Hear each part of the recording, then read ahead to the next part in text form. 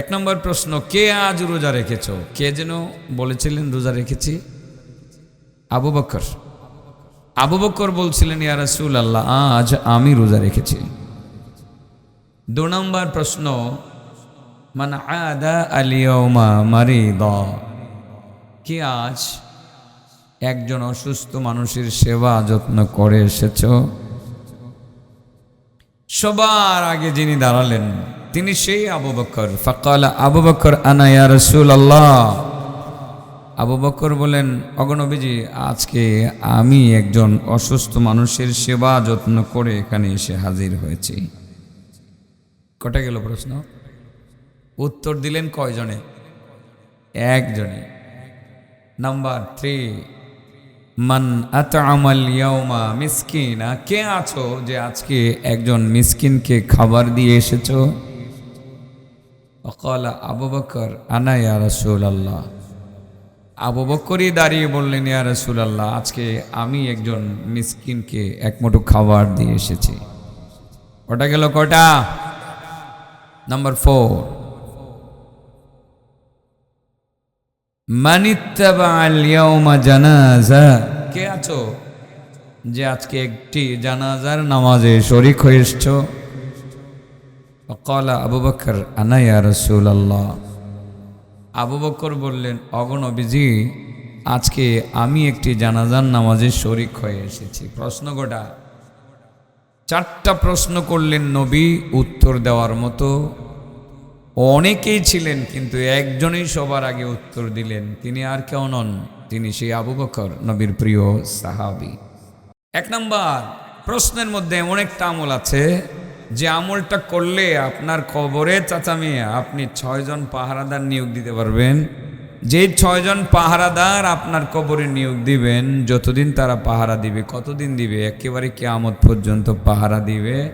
আপনার কবরের আশেপাশে কোনো আযাবের ফেরেশতা আশেপাশেও ফিরতে পারবে না। সুবহানাল্লাহ। পাহারাদার পাহারা দিবে। 2 নম্বর প্রশ্ন থেকে একটা আমলকে আমরা বের করে আনবো, যে আমলটা করলে 70,000 ফেরেশতাকে আপনার জন্য আপনি দোয়াতে লাগিয়ে দিতে পারবেন। তার মানে ফেরেশতারা 70,000 ফেরেশতারা আপনার জন্য দোয়া করবে যতক্ষণ পর্যন্ত আপনার গুনাহ মাফ না হবে, ততক্ষণ পর্যন্ত 70,000 ফেরেশতা আল্লাহর দরবারে দোয়া চালিয়ে যাবেন। 3 নম্বর প্রশ্ন থেকে এমন একটা আমলকে আমরা বের করব, যে আমলটা করলে পরে লক্ষ লক্ষ রাকাত নফল নামাজের নেকিও পাওয়া যাবে, পাশাপাশি আল্লাহু আকবার, মহান আল্লাহ রাব্বুল আলামিনের ভালোবাসাও পাওয়া যাবে। 4 নম্বর প্রশ্ন থেকে আমরা এমন একটা আমল খুঁজে বের করব, যে আমলটা করলে আপনি প্রায় সময় উহুদ পাহাড় পরিমাণ সোনা রূপা সাদাকার নেকি কামাই করতে পারবেন। এই 4টা প্রশ্ন অনেক দামি না? অনেক দামি না? অনেক দামি, ঠিক আছে না? অনেক দামি। তাহলে প্রথম প্রশ্ন থেকে আমরা ব্যাখ্যা শুরু করি, একটু একটু করে বলি। যদিও পুরুষ কম, আমার মনে হয় মহিলারা পর্দার আড়াল থেকে শুনছে। 1 নম্বর প্রশ্ন, আল্লাহ রাসূল বলছিলেন, মান আসবাহাল ইয়াউমা সাইমা,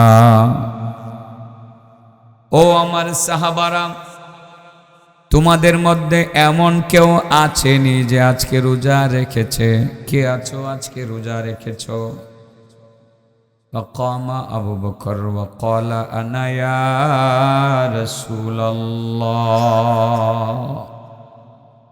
হযরতে আবু বকর দাঁড়িয়ে গেলেন, দাঁড়িয়ে বললেন, ইয়া রাসূলুল্লাহ, আজকে আমি রোজা রেখেছি, রোজা রেখেছি।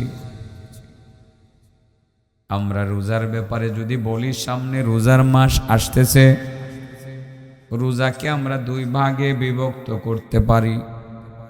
1 নাম্বার হলো ফরজ রোজা, 2 নাম্বার হলো নফল রোজা।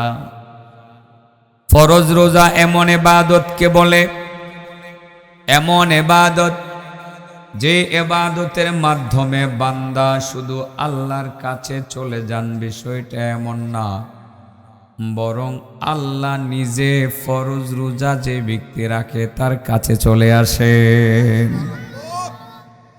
আর নফল রোজা এমন ইবাদতকে বলে যে ইবাদতের মাধ্যমে কবরে 6 জন পাহারাদার নিয়োগ করা যায়।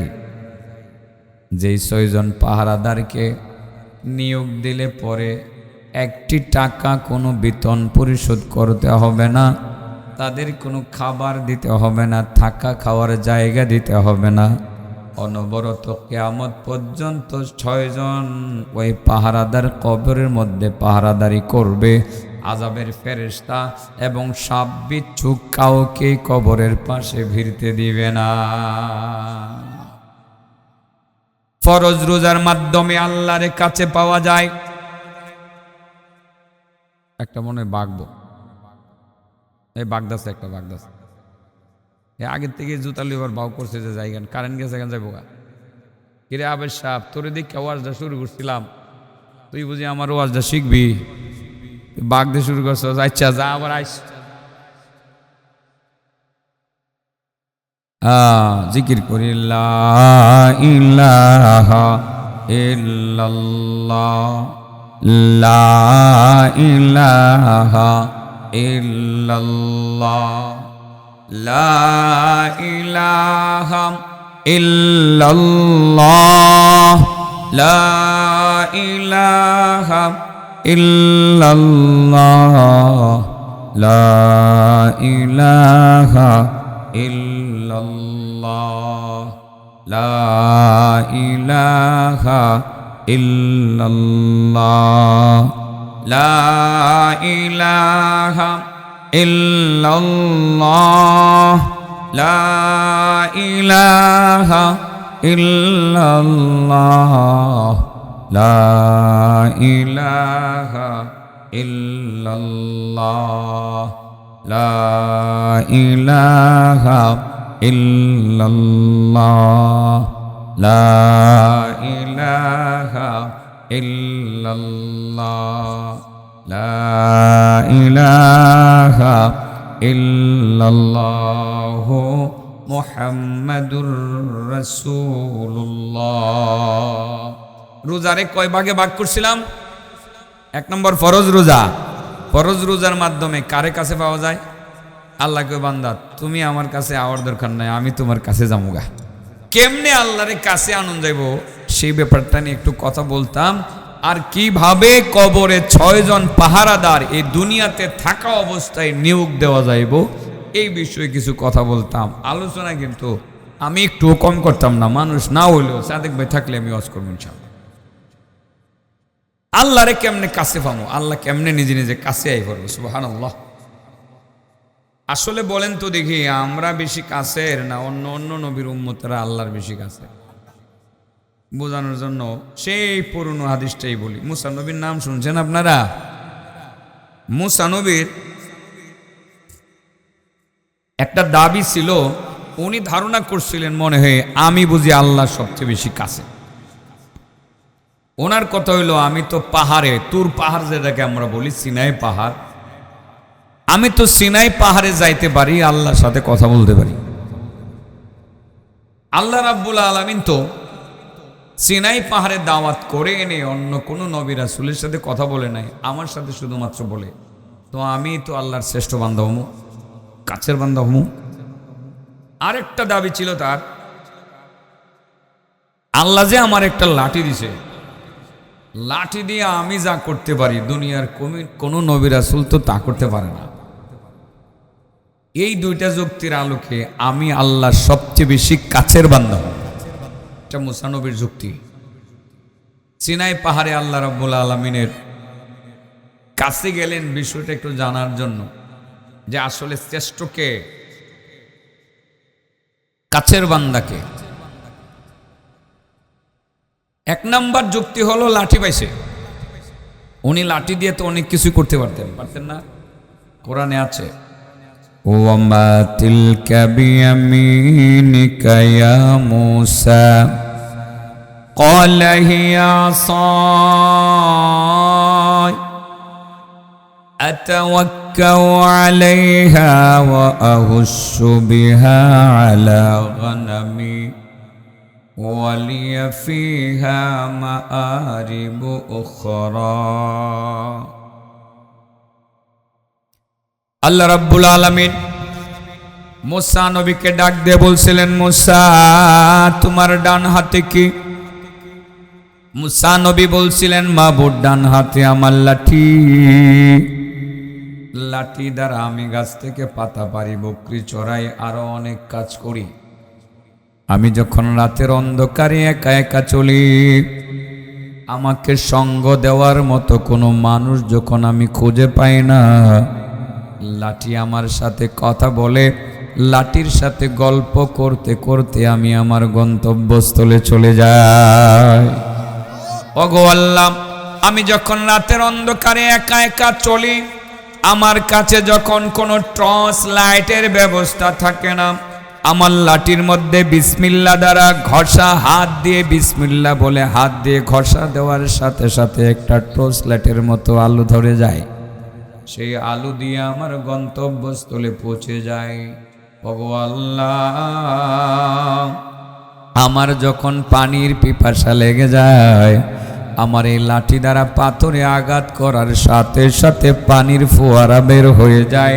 অতঃপর সেই পানি পান করে আমি আমার কলিজা ঠান্ডা করে নেই।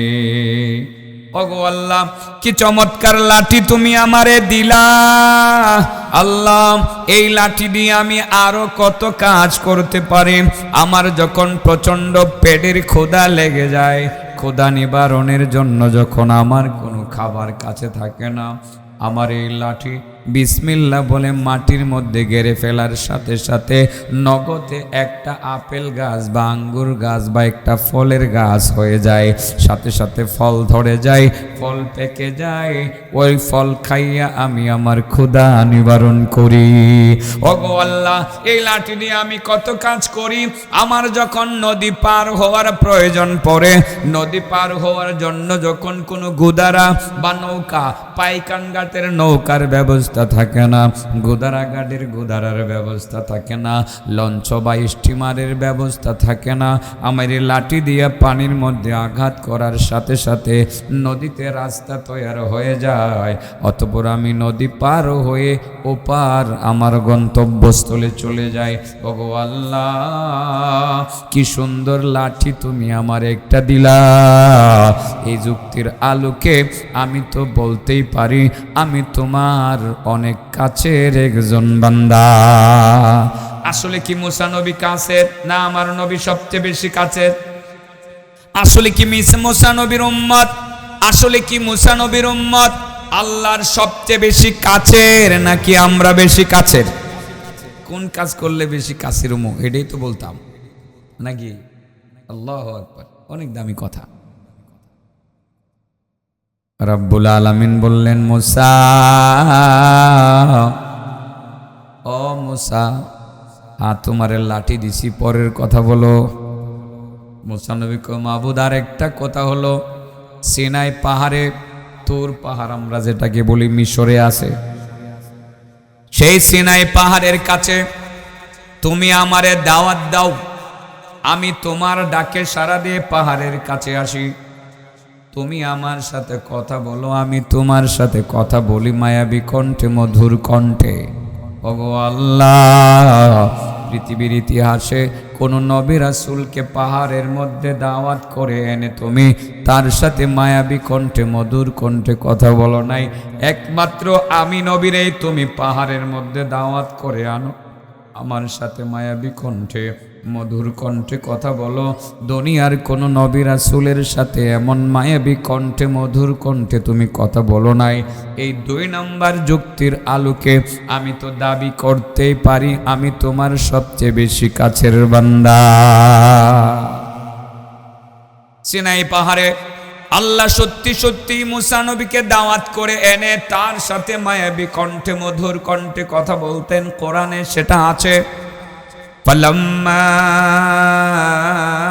أتاها نودي من شاطئ الوادي الأيمن في البقعة المباركة من الشجرة أي يا موسى إني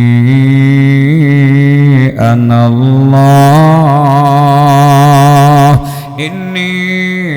الله رب العالمين সিনাই পাহাড়ের ওই যে গাছ, ওই যে বৃক্ষ, ওই বৃক্ষের কাছে যাওয়ার পর আল্লাহ মুসা নবীকে ডাক দেয়া বলতেন, মুসা আমি আল্লাহ রব্বুল আলামিন তোমারে ডাকতেছি। মুসা নবী আল্লাহর প্রেমে পাগল হইয়া কথাবার্তা শুরু করে দিতেন। এক পর্যায়ে দীর্ঘ সময় কথাবার্তা হইল, লম্বা কথাবার্তা হইল।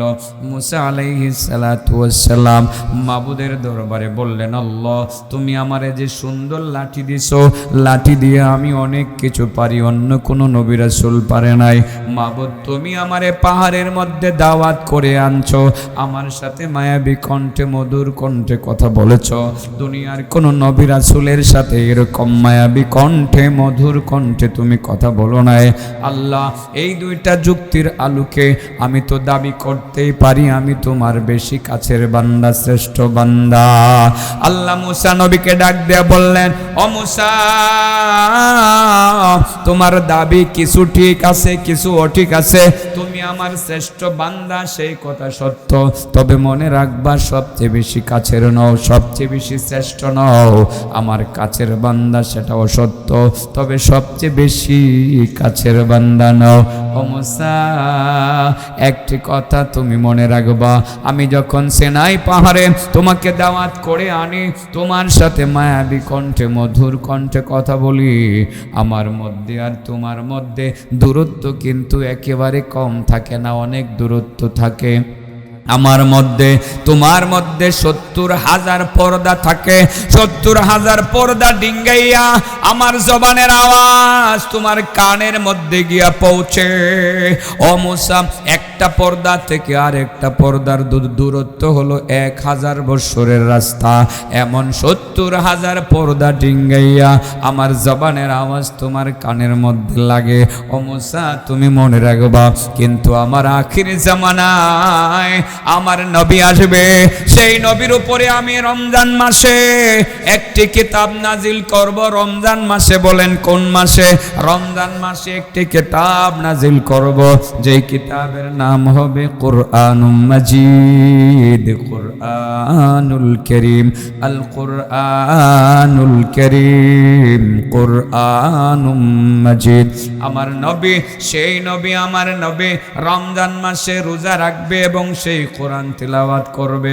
আমার নবীর উম্মতেরা, আলহামদুলিল্লাহ বলেন আলহামদুলিল্লাহ, আমার নবীর উম্মতেরা বড় চাপা পূর্ব পাড়ার যেসব মুসলমান নরনারী আমার নবীর উম্মত হবে, সেসব উম্মতেরা রমজান মাসে রোজা রাখবে আর কোরআন তিলাওয়াত করবে।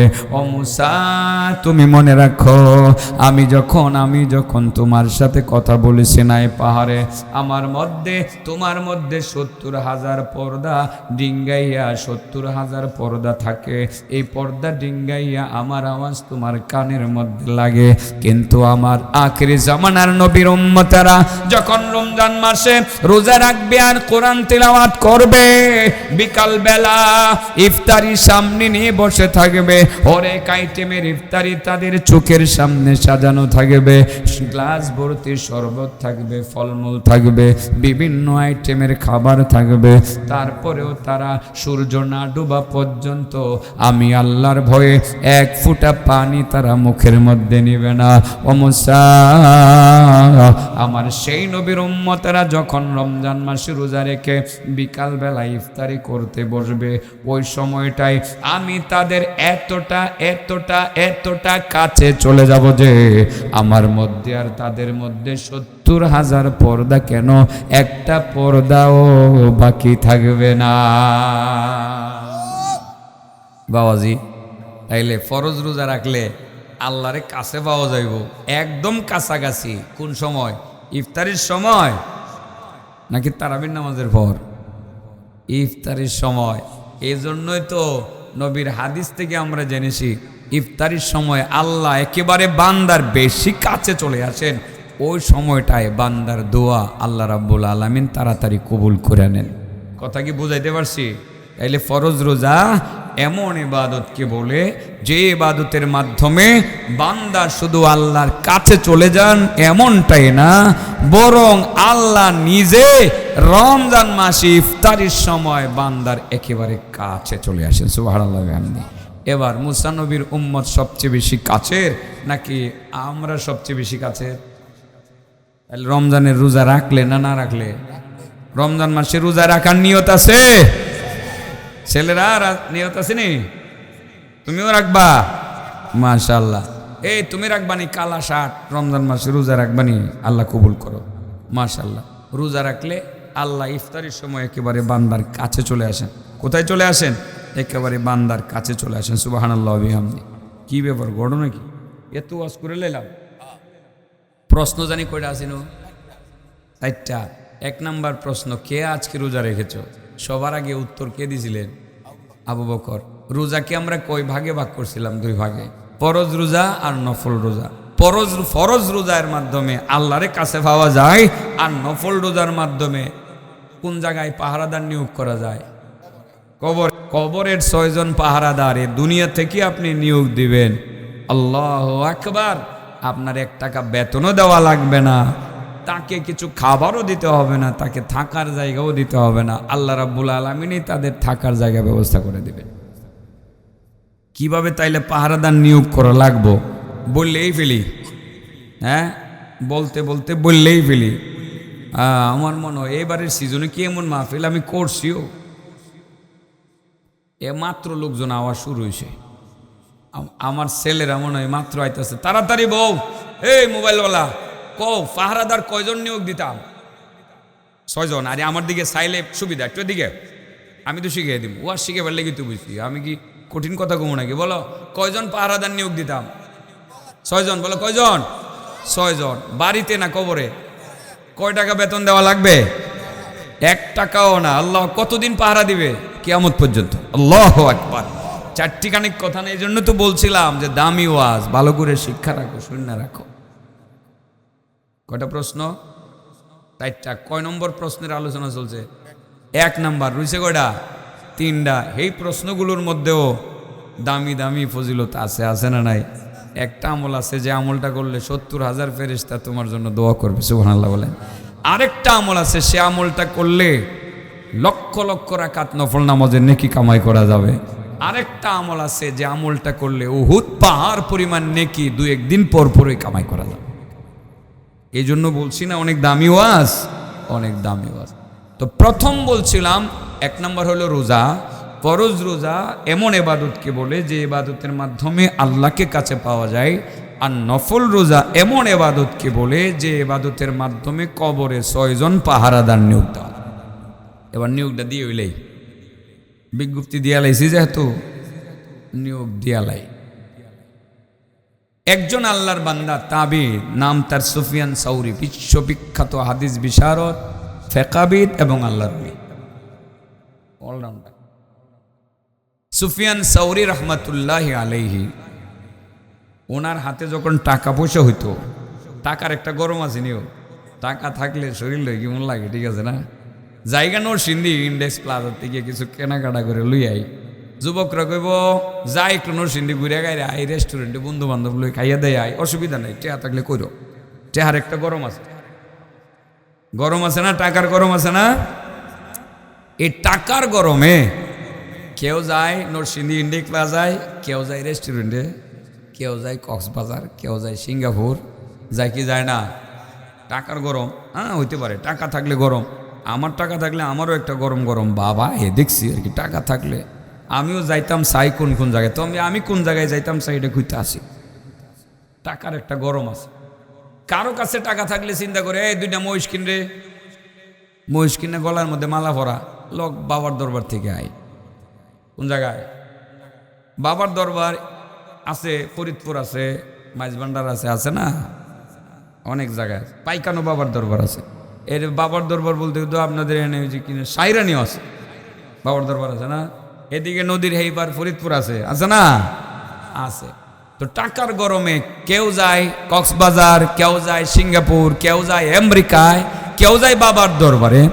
আবার কারো কাছে টাকা হলে চিন্তা করে টাকা যেহেতু আছে একটু ঘুরে গেড়ে আসি, তবে বেড়াইতাম জামুগা, কক্সবাজারও যাইতাম না, সিঙ্গাপুরেও যাইতাম না, কোনো বাবার দরবারেও যাব না, আমি সরাসরি কাবার দরবারে চল। কাবা কোন জায়গায়? মক্কায়, সৌদি আরবের মক্কায়। টাকার একটা গরম, এই গরম এক একজনে এক এক দিক দিয়ে দেখায়। কেউ জায়গা নরসিংদী শহরে ইন্ডেক্স প্লাজায়, কেউ যায় কক্সবাজারে, কেউ যায় বাবার দরবারে, আবার কেউ যায় কাবার দরবার। ঠিক আছে না? সুফিয়ানে সাউরির এই বিখ্যাত অলির যখন টাকার গরম আইতো, উনি চিন্তা করতেন বেড়াইতাম যামু, কই যামু? বেড়াইতামও যেহেতু যামু, দুনিয়ার কোনো বাবার দরবারে আর যাইতাম না, সরাসরি কাবার দরবারে চলে যাবো। সুবহানাল্লাহ। সেই কাবাতে লাভাসিনী নিয়ত আছে। ও আমার যুবক ভাইরা, কাবা আল্লাহর ঘর দেখার নিয়ত আছে? হাত উঠাও, সবাই হাত উঠাও। আল্লাহ তুমি কবুল করো।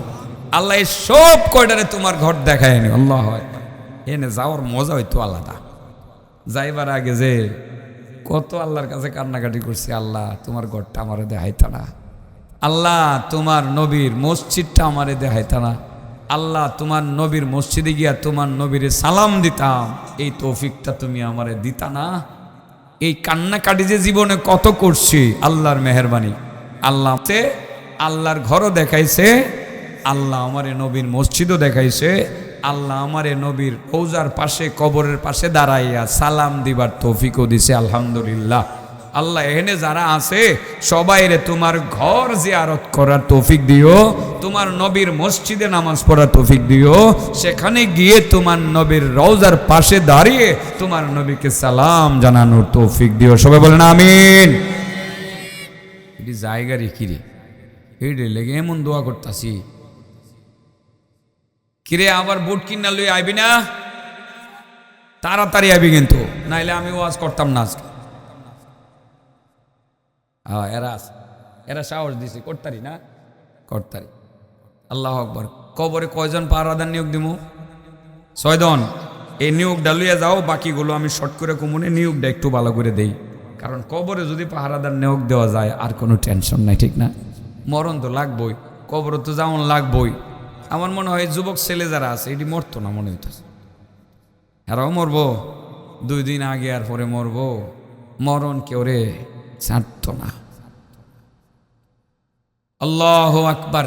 কবরে পাহারাদার এই সুফিয়ানে সাউরি থেকে বলছিলাম, তার টাকা হইলে ওনার ঘটনা থেকে আমরা পাহারাদারটা নিয়োগ দিব আর কি।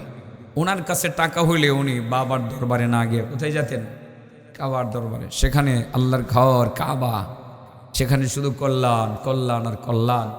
যেই কাবা ঘরটা ছোট ঘর, তো এরকম কালো গিলাপ দিয়ে ডাক্কা তৈরি দিয়েছে, ঠিক আছে না? ছোট ঘর, 30-35 ফুটের মতো লম্বা আর প্রশ্ন, ছোট ঘর না? ছোট ঘর। এটা কালো কাপড় দ্বারা আবৃত। এই ঘরটাকে বলা হয় কাবা। ওই কাবার দিকে গিয়ে শুধু যদি কোনো আল্লাহর বান্দা খালি চাইয়ে থাকে, এমনি তাকায় থাকে, এমনি তাকায় থাকে, যতক্ষণ তাকায়া থাকবে ততক্ষণ তার আমল নামায় নেকি জমা হইতে থাকবে। পৃথিবীতে আর এমন কোনো ঘর আছে যে ঘরের দিকে তাকায়া থাকলে নেকি হয়? আর ঘর নাই, একটা মাত্র ঘর, যে ঘরের দিকে তাকাইলেও নেকি হয়। সুবহানাল্লাহ। সেই ঘরের মধ্যে আছে একটা কালো পাথর। ঘরের একটা কোণার মধ্যে কালো পাথরটা জিবরাইল আয়া লাগাই দিয়ে গেছি। সুবহানাল্লাহ।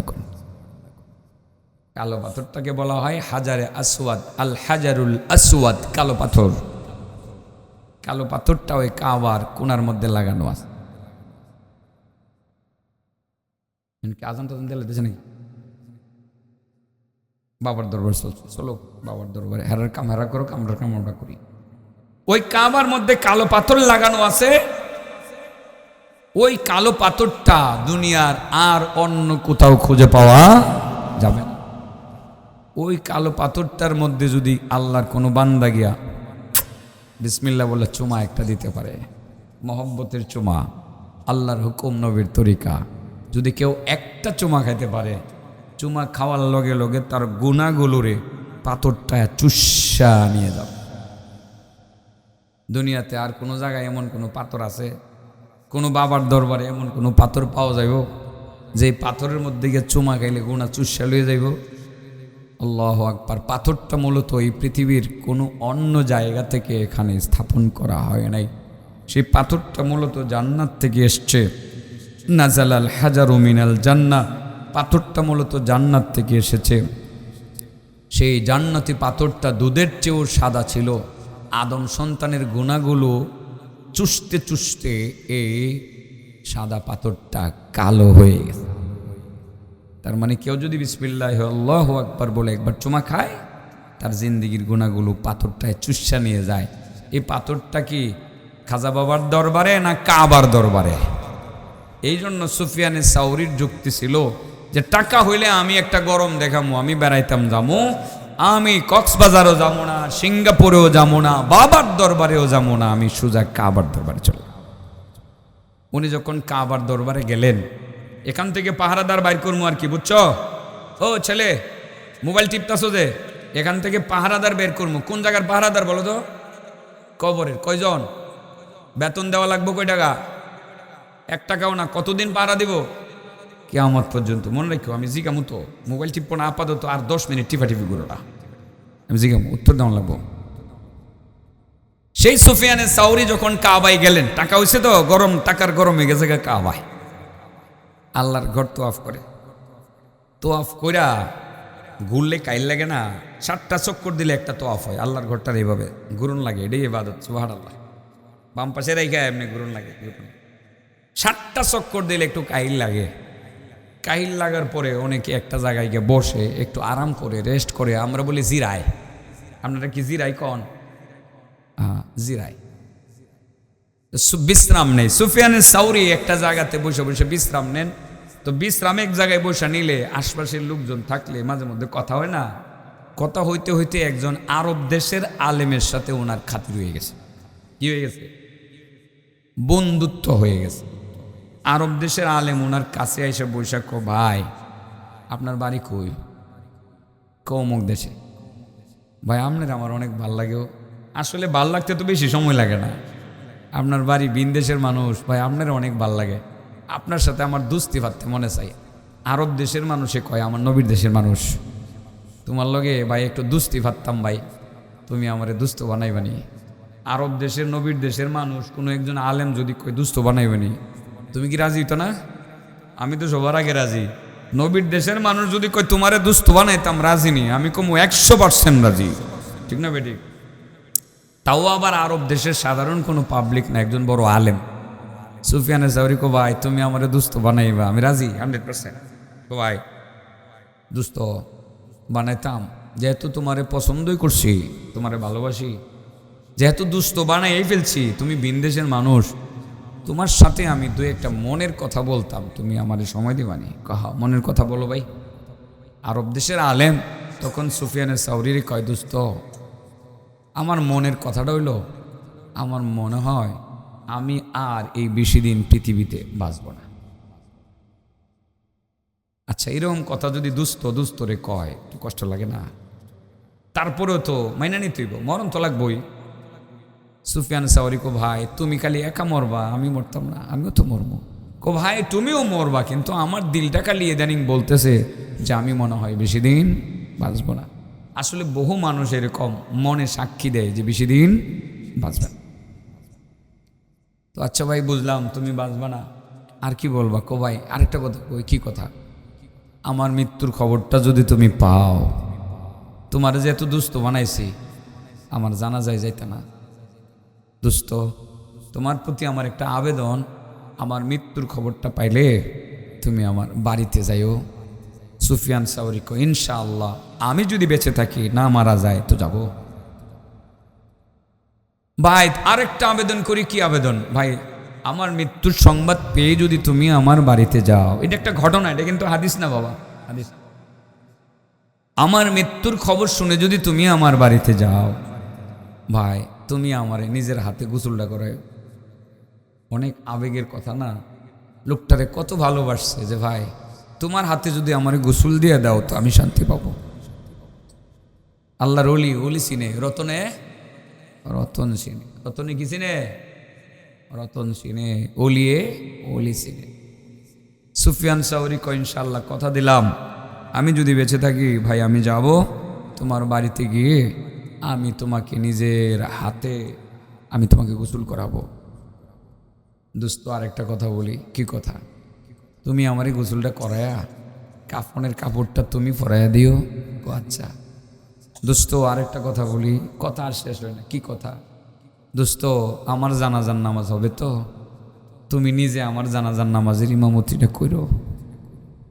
আবেগের কথাও যারে পছন্দ করে তারই কয়। 4-5 দিন আগে এক মাহফিলে গেলাম সরাটচর। একজন মুরব্বী আমার হুজুর মনে আছে না? কি মনে আসেনি বাবা? ওই যে কথাটা। কি কথাটা? আমি মারা গেলে খবরটা শুনলে আপনি আমার জানাজাটা ফিরে। আসলে আবেগী কথা, অনেক আবেগ। কতটা ভালোবাসা থাকলে এমন কথা বলতে পারে? 100 বৎসরের ঊর্ধ্বে যার বয়স, লোকটা লাঠি ভর করে নিজের কলা ক্ষেতের কলার ছুরি কেটে লেচু গাছের লেচু সহ ব্যাগ ভরে আমার বাসা নরসিংদীতে নিয়ে যায়। আমি দোতলায় উঠে গেল দেখে অবাক হলাম। চাচা এত বড় কলার ছুরিটা নিয়ে দোতলায় উঠলেন কিভাবে? আল্লাহর নাম লয়ে আয়া পড়ছি চাচা। কতটা ভালোবাসা থাকলে এই বয়সে সে ট্রেনে 11 সুন্দর ট্রেনে সরারচর থেকে ট্রেনে উঠে নরসিংদী নেমে কলার ছুরি নিয়ে আমার বাসায় উঠতে পারে। হুজুর মনে আছে না? আমার মৃত্যুর খবরটা শুনলে আমার জানাজাটা এসে ফুরে। হ্যাঁ আসলে এটাই বাস্তব, মরতে হবে আমাদের। সেই আরবি আলেম সুফিয়ানের সাউরিকে বলে, ভাই আমার মৃত্যুর খবরটা শুনলে তুমি আমার জানাজাটা এসে পুরো। আচ্ছা ভোরমনে ইনশাআল্লাহ। ভাই আরেকটা শেষ কথা, আর 2টা কথা। ভাই আমারে যে কবরে রাখবে, কেউ না কেউ রাখবে তো, তুমি ভাই নিজের হাতে আমার একটু কবরে রাখো। তোমার হাতের ছোঁয়া পাইলে আমি শান্তি পাবো। সুফিয়ানে সাউরি বলেন, আল্লাহ যদি আমাকে হায়াতে রাখে ইনশাআল্লাহ আমি তোমাকে কবরে রাখবো। চূড়ান্ত কথা ভাই। আরেকটা কথা, এই কথাটা কি? ভাই আমারে যে কবরে দিয়া এসে পড়বা, এই অন্ধকার কবরে আমি একা একা থাকবো কিভাবে? কে আমারে পাহারাদারি করবে রে ভাই? ও ভাই কে আমারে পাহারাদারি করবে অন্ধকার কবরে? তুমি একটা কাজ করো, আমারে কবর দিয়া তুমি আইসা পড়ো না, অন্তত পক্ষে 3 দিন 3 রাত তুমি আমার কবরের পাশে থাকো। সুফিয়ান সাউরি কয়, যদিও কবরে থাকার বিধান নাই, রাজি হয়েছে উনি, বিধান নাই, কিন্তু মাসালাটা বুঝবেন আপনারা 1 মিনিট পরে। সুফিয়ান সাউরি বললেন, ইনশাআল্লাহ আমি তোমার কবরের পাশে 3 দিন 3 রাত থাকবো। এই কথা বলে লোকটা বিদায় নিয়ে আসলো দোস্তের কাছ থেকে। এইভাবে বিদায় নিল। বাড়িতে গিয়ে ছেলে মেয়েদের কাছে সুফিয়ান সাউরির ঠিকানাটা দিল যে আল্লাহর ঘরের অমুক কোণার মধ্যে একটা লোক মসজিদুল হারামের অমুক কোণার মধ্যে তাওয়াফ করে করে চেহারাটা অমুক, নাম তার অমুক, মাঝে মধ্যে গিয়ে বসে। বাবারে আমি যদি মারা যাই এই লোকটারে আমার মৃত্যুর সংবাদটা দিও।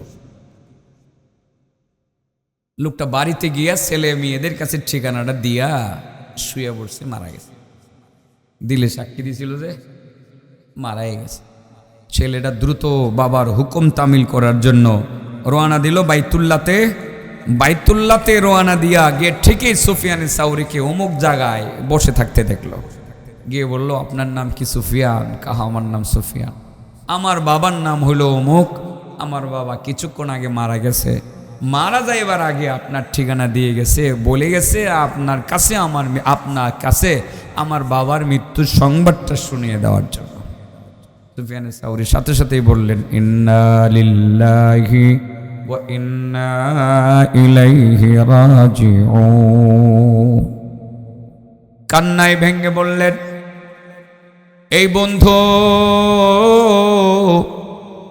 বন্ধুত্ব করে বেশিক্ষণ সময় বন্ধুত্ব টিকিয়ে রাখলো না।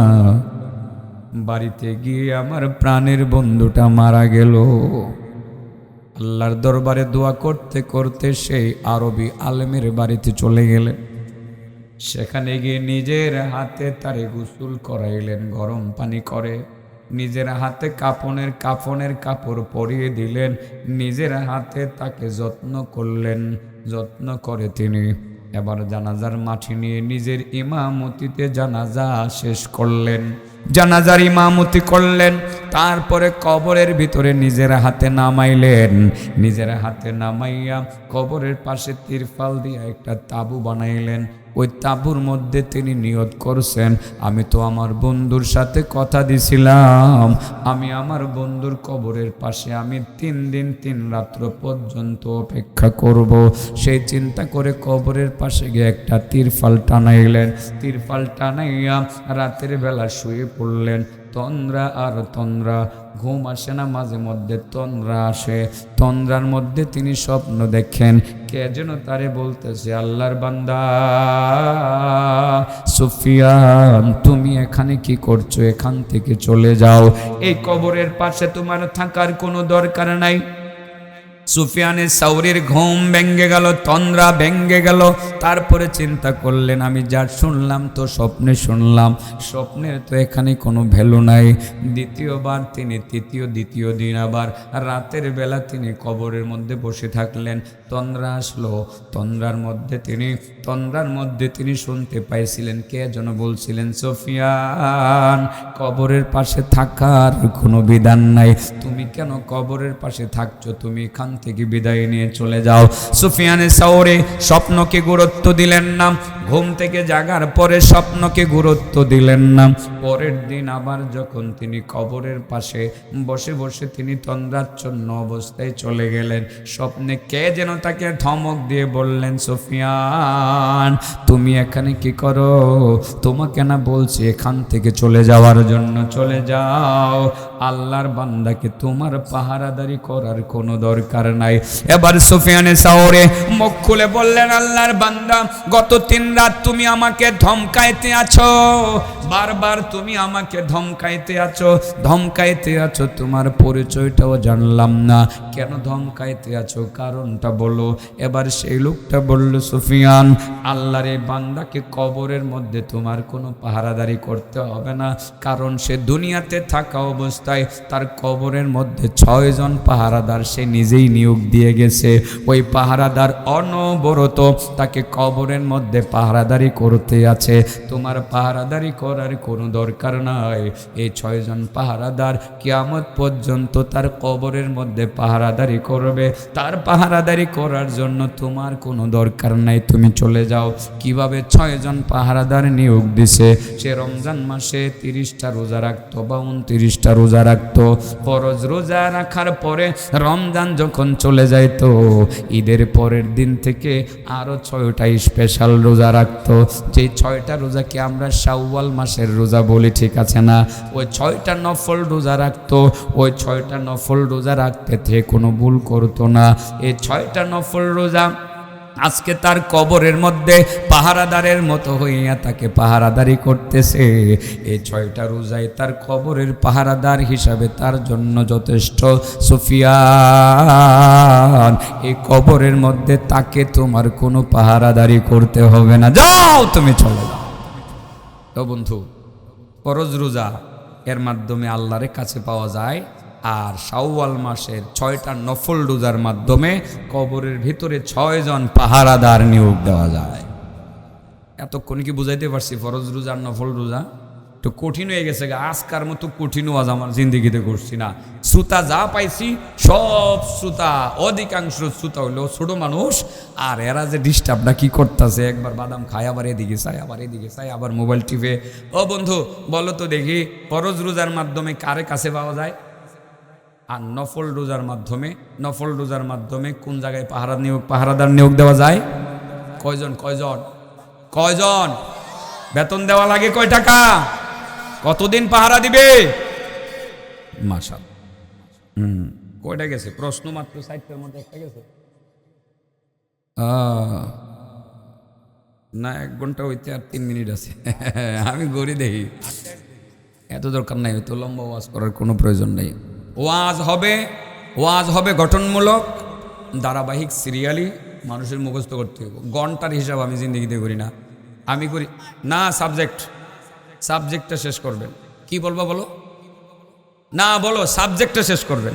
গড়ির কাটার কোনো কথা না। 1 ঘন্টার বেশি ওয়াজ করার দরকার নাই, অনেক কোনো প্রয়োজন নেই। বললে বড় নামাজ আরেকজন বয়ান করবো, আশেপাশে নামাজ পড়ে কমে আর 8:30 বললে করুন যাবো।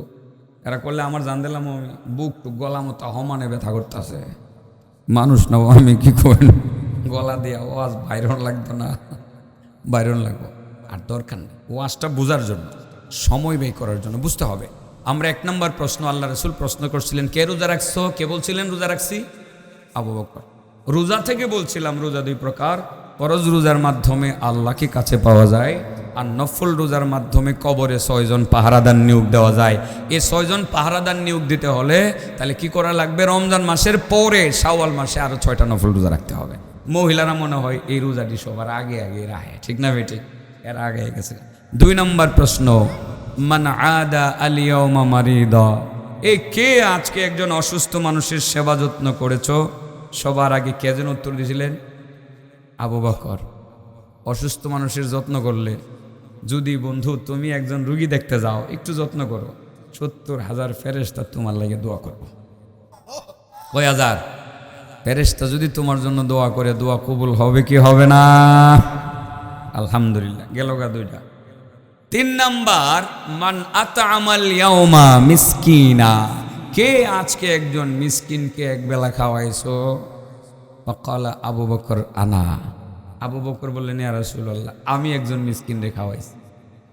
কেউ যদি একটা মিসকিনরে 1 লোকমা খাবার খাওয়ায়, একটা রুটির 4 ভাগের 1 টুকরা রুটি খাওয়ায়, 200 রাকাত নফল নামাজের নেকি পায়।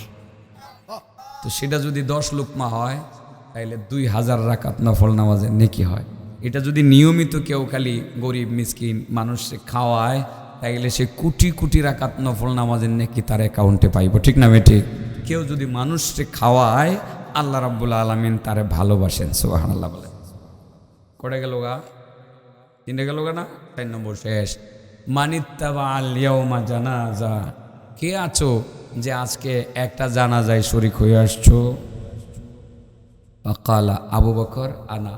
আবু বকর বলেন, ইয়া রাসূলুল্লাহ, আমি একটা জানাজায় শরীক হয়ে আসছি। যে কোনো মুসলমানের জানাজায় শরীক হয়, জানাজার নামাজের ঘোষণা শুনলে যাইবানি বন্ধুরা? যে কোনো মুসলমানের জানাজায় শরীক হবে, মাত্র 5 মিনিট। কয় মিনিট? 1 কিরাত পরিমাণ নেকি আল্লাহ আমল নামায় দিয়ে দিবেন। মানিত্তাবা জানাজাতা মুসলিম ফালাহু আজরু কিরাতিন, যে ব্যক্তি কোনো মুসলমানের জানাজায় শরীক হয়, 1 কিরাত পর্যন্ত নেকি তার আমল নামায় জমা হয়। 1 কিরাত মানে হলো উহুদ পাহাড়। উহুদ পাহাড় মানে হলো, এটা কত বড়? 9 কিলোমিটার লম্বা, প্রায় 9 কিলোমিটার লম্বা। 1.5 কিলো যদি উঁচু হয়, 1.5 কিলো যদি প্রস্থ হয়, এত বড় উহুদ পাহাড় পরিমাণ সোনা রূপা আল্লাহ রাস্তায় দান করলে যে নেকি হবে, একজন মুসলমানের জানাজায় শরীক হইলে ঠিক সেই পরিমাণ নেকি কামাই করা যাবে। সামাজিক বিষয়, আমরা কি করব তাহলে? রমজানের রোজা রাখবো, নফল রোজাও রাখবো, এরপরে আমরা অসুস্থ মানুষের সেবা যত্ন করলে 70,000 ফেরেশতা আমাদের জন্য দোয়া করবে, এবং যথাসাধ্য মানুষকে খাবার দেব, এবং আমরা জানাজার ঘোষণা শুনলে জানাজায় যাব। রাজি আছি সবাই? কিন্তু আবু বকর যে উত্তরটা দিছিলেন, 4টা উত্তর তো আবু বকরই দিলেন। এখন আবু বকরকে আল্লাহর নবী কি বলছিলেন এটা কি কইছি? হ্যাঁ, কোন লাগতো না? আল্লাহ রাসূল বলেন, রোজা রাখছো কে? কে বলছিলেন? আবু বকর হাত তুলে বলছিলেন, আমি। কে আজকে অসুস্থ মানুষের যত্ন করেছো? আবু বকর বলছিলেন, আমি। কে আজকে মিসকিন খাওয়াইছো? আবু বকর বলছিলেন, আমি। কে আজকে জানাজায় শরীক হয়েছো? আবু বকর বলছিলেন, আমি। আল্লাহ রাসূল বলেন, মাজতামানা ফিমরিইন দাখালাল জান্নাহ। এই 4টা গুণ যার মধ্যে একত্রিত হবে, একসাথে যেই আল্লাহর বান্দা এই কাজটা করতে পারবে, সে ডাইরেক্ট জান্নাতে চলে যাবে। বুঝাতে পারছি? আমরা এই 4টা আমল করবো। সামনে রমজানের রোজা রাখবো। রমজানের রোজার মাধ্যমে আল্লাহ ইফতারের সময় আমাদের একেবারে কাছে চলে আসবে, কাছাকাছি। আমাদের মধ্যে আর আল্লাহর মধ্যে কোনো পর্দাই থাকবে না। আর নফল রোজার মাধ্যমে কবরে দুনিয়া থাকতে আমরা পাহারাদার পাঠাই দিব যে আগে গিয়ে আমার কবরে পাহারাদারি শুরু করে দাও, ঠিক না বে ঠিক? এই আমলগুলো করতে থাকবো। আল্লাহ আমাদের তৌফিক দান করুন। ওয়া আখিরু দাওয়ানা আলহামদুলিল্লাহ।